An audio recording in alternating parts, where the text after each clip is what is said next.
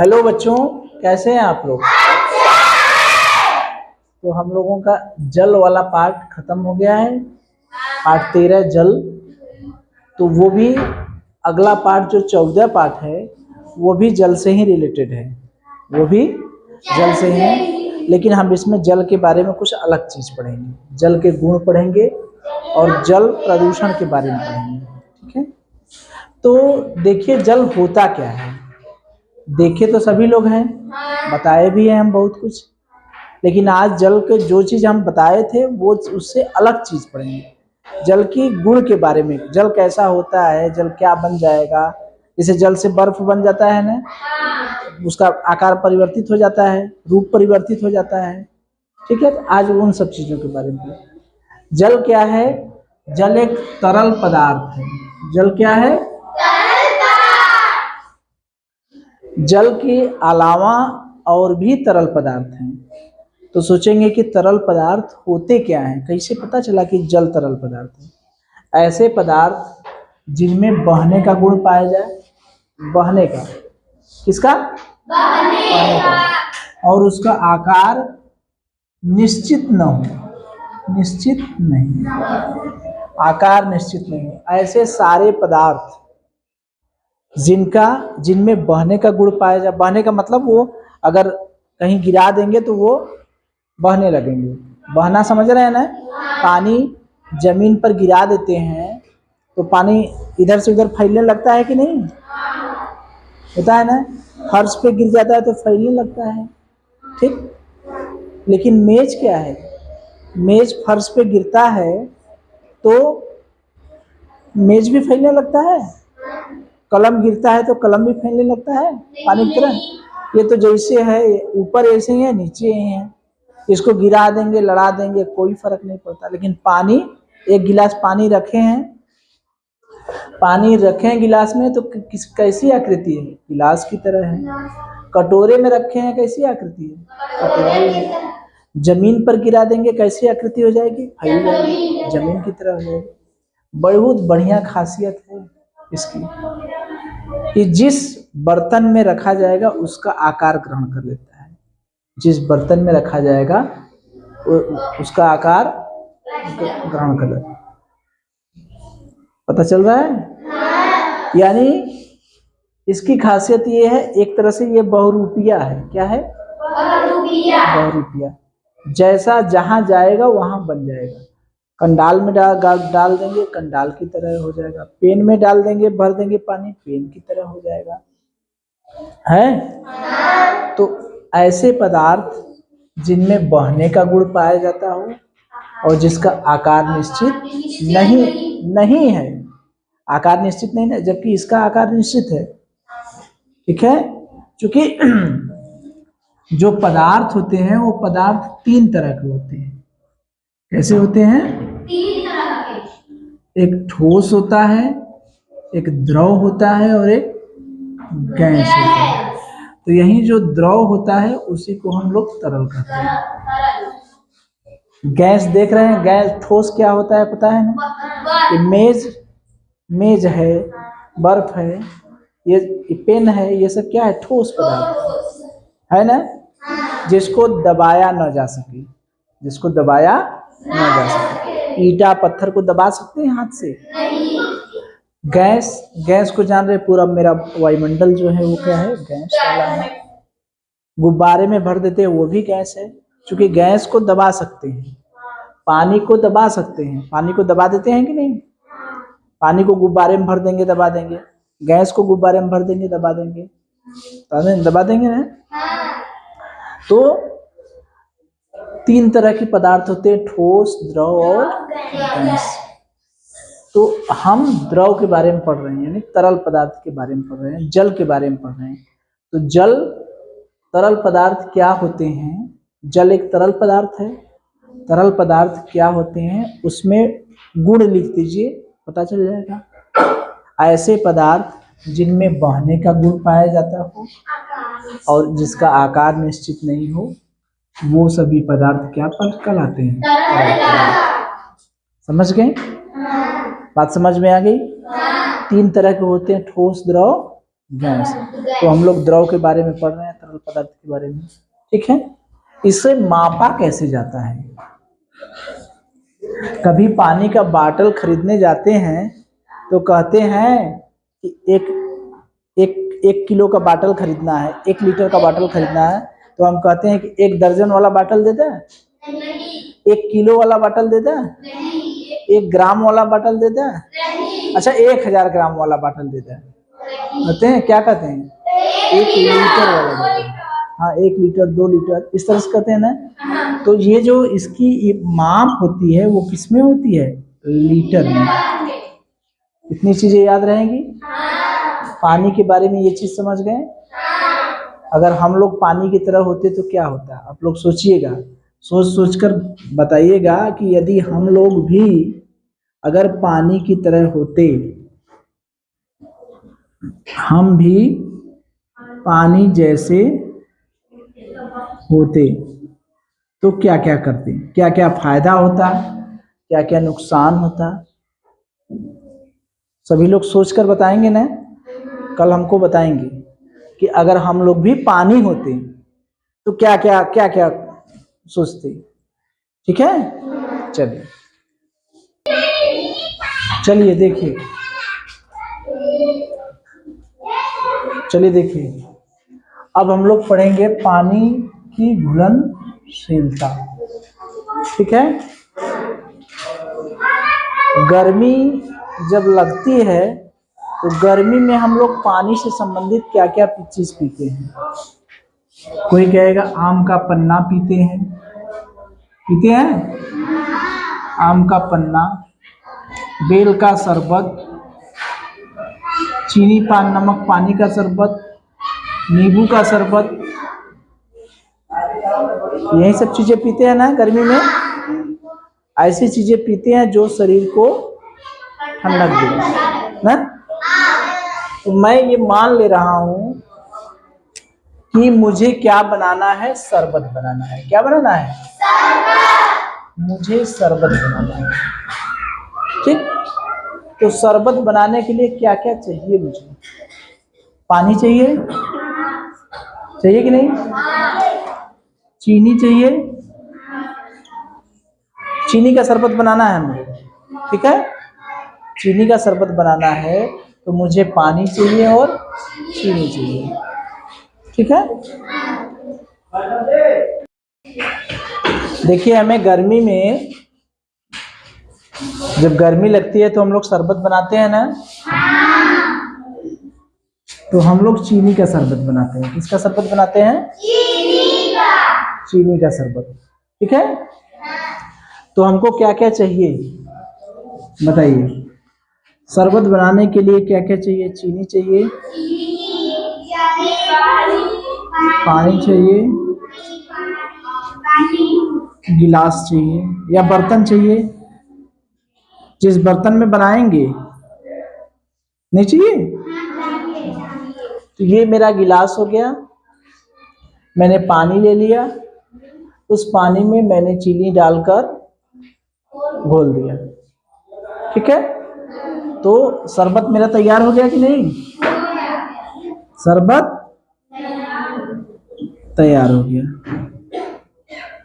तो इसमें जादू कुछ है, कुछ जादू समझ में आ रहा है? रोज हम लोग करते हैं अपने घर पे, रोज देखते हैं, लेकिन ये नहीं समझ पाते कि ये इसमें जादू क्या है। पता चलता है? बताएं जादू। ये चीनी कैसा है? सफेद है, ठोस है। जल कैसा है? द्रव है? ये ठोस था, ये अलग तरह का दिख रहा था, दिख रहा था ना, ये अलग तरह का दिख रहा था, दोनों को डाल दिए, ऐसे चीनी अलग अलग दिखाई देगा ना, दिखाई देता है कि ये चीनी है ये पानी है, दिखाई देता है कि नहीं? जब चीनी को पानी में डाल के शरबत बना देंगे तब पूछेंगे कि चीनी कहाँ गया? कहाँ गया? चीनी गायब हो गया? चीनी गायब हो गया, घुल गया। तो कहाँ चीनी अलग कर लेंगे? चीनी अलग कर लेंगे, देखेंगे कौन चीनी वाला कण है, पता चल जाएगा। नहीं, तो वही जादू है।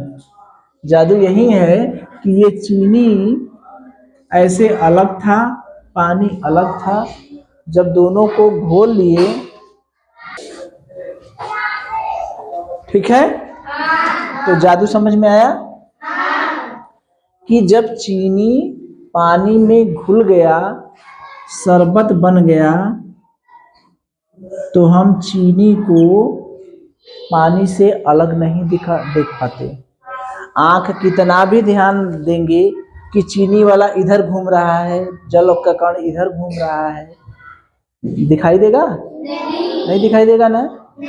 तो यही है जादू। तो अब इसको हम लोग अपनी भाषा में देखें, जो हम लोग जानना चाह रहे हैं।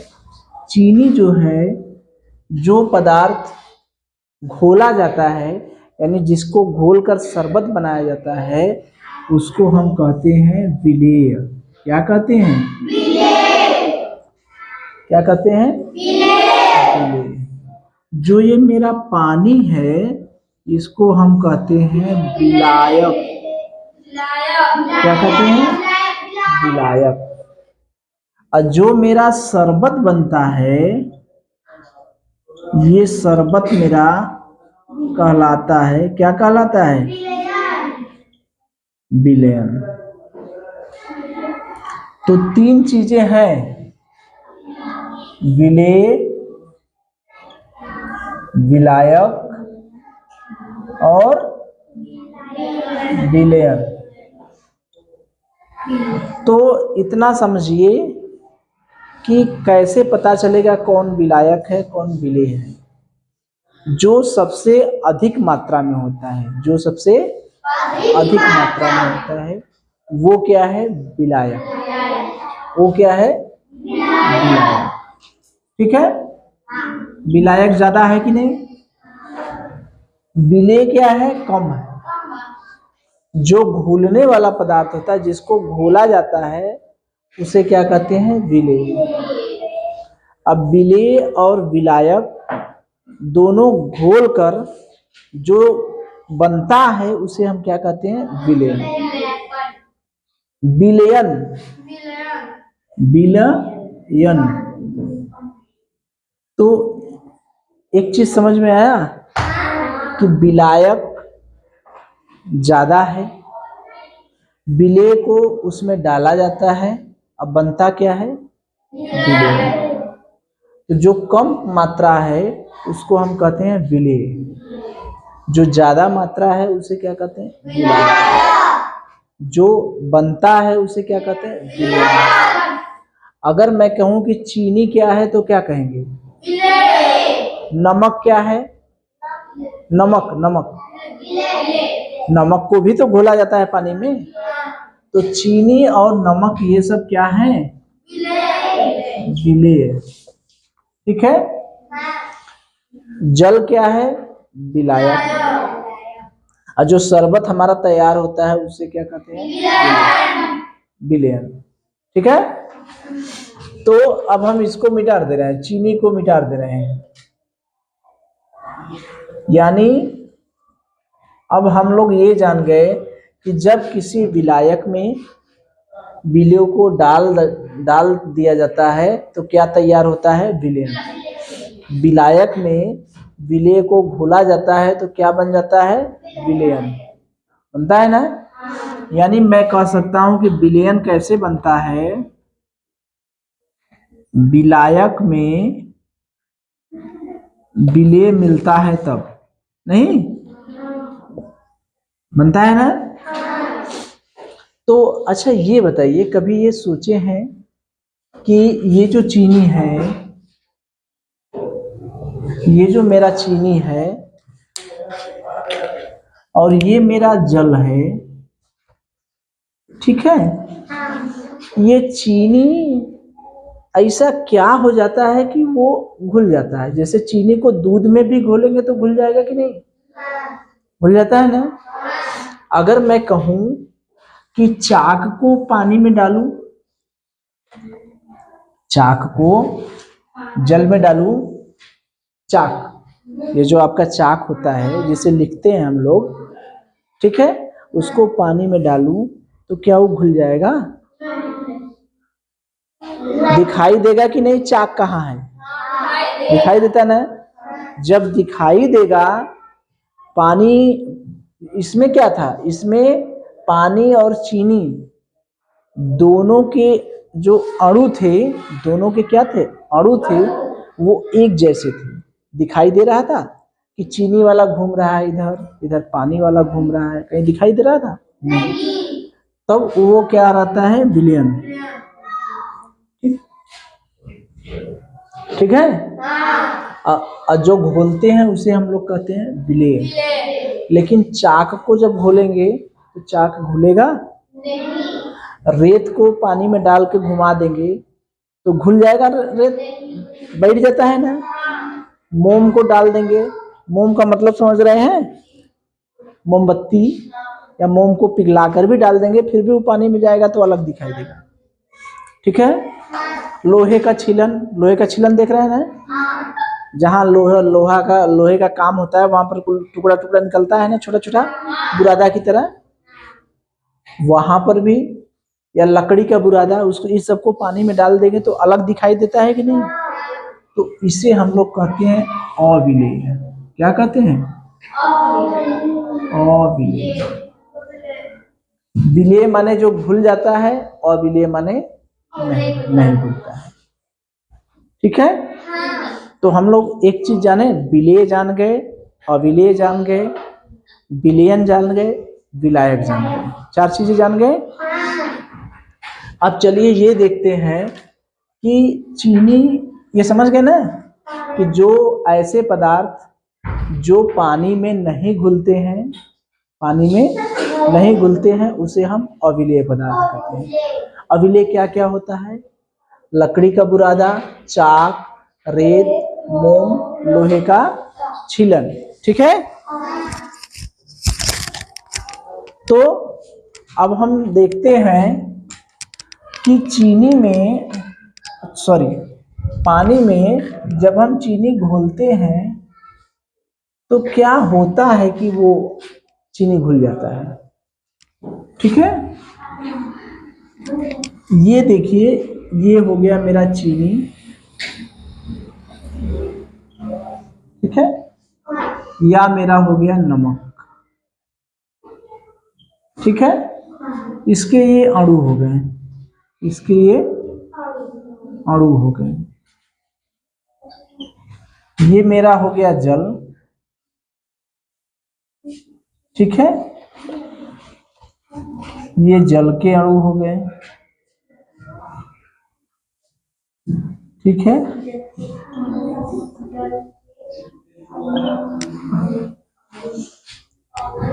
नमक जब होता है तो नमक में क्या होता है? NaCl।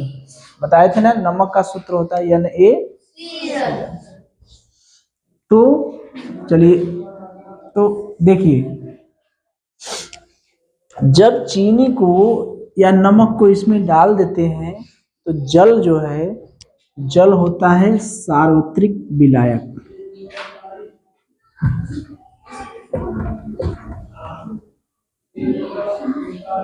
सार्वत्रिक विलायक क्या होता है? विलायक तो है पानी, लेकिन वो सार्वत्रिक विलायक होता है। ऐसा विलायक जो अधिकतर चीजों को, ज्यादा से ज्यादा चीजों को अपने अंदर घोल लेता है। जल में बहुत चीजें घुल जाती हैं। जल में क्या होती है? बहुत चीजें घुल जाती हैं। ठीक है। सबसे ज्यादा जल में ही चीजें घुलती हैं। घुलने को तो पेट्रोल और डीजल में भी घुलते हैं, लेकिन सबसे ज्यादा किस में घुलते हैं? सबसे ज्यादा किस में घुलते हैं? जल में। इसलिए जल को सार्वत्रिक विलायक कहते हैं। तो जब चीनी को इसमें डाला जाता है तो इसके जो अणु होते हैं, जल के अणु जो होते हैं, वो बड़े मजबूत होते हैं। जैसे नहीं होता है, कहीं कोई मजबूत है और कोई बहुत कमजोर है तो उसको उठा के पटक देगा, होता है ना। तो ये जल के अणु क्या है? बहुत मजबूत है। और चीनी के अणु क्या है? इसकी तुलना में कमजोर है। जब ये आ गए, चीनी के भी अणु इसमें आ गए तो पहले तो ये चीनी के अणु एक दूसरे से जुड़े रहते हैं, ठीक है। लेकिन जैसे ही पानी में आते हैं तो वो पानी क्या करता है, इनको मार पीट के अलग अलग कर देता है। क्या करता है, मार पीट के अलग अलग कर देता है। कहता है क्या यार तुम लोग एक में हुए, ऐसे है अकेले हैं। तो सब कहते हैं चलो हम लोग साथ साथ हैं, संगी दोस्त हैं बेचारे, ठीक है, साथ साथ रहते हैं हमेशा, दोस्त हैं। और जब ये आते हैं जल के अणु के पास तो जल क्या करता है, सबको मार पीट के सबको अलग कर देता है, अलग कर देता है, सबको गोल देता है। कहते हैं कि तुम अब हमारे जैसे हो जाओ, कैसे हो जाओ, हमारे जैसे हो जाओ। तो ये इनको बेचारों को तोड़ देता है, ये सब तोड़ टूट टूट के अलग अलग हो जाते हैं, अलग अलग हो जाते हैं। जब अकेले हो जाते हैं तो कहते हैं चला भैया अकेले हो गए, जैसा तुम कहोगे वैसा ही करेंगे, तो तुम्हारे जैसे हो जाएंगे, ठीक है। तो चीनी में नमक जब डाला जाता, चीनी को जब पानी में डाला जाता है तो चीनी के अणु क्या करते हैं, वो पानी के अणु से लड़ाई होती है इनकी। क्या होती है, लड़ाई होती है। जब लड़ाई होती है तो इसमें चीनी का अणु क्या करता है, वो हार जाता है, वो बेचारा आत्मसमर्पण कर लेता है, ठीक है, तो पानी के साथ मिल जाता है। तो ये होता है समांग। समांग का मतलब समांग, समांगी करिए, समांगी विलय, यानी इसको कहते हैं सम अंग,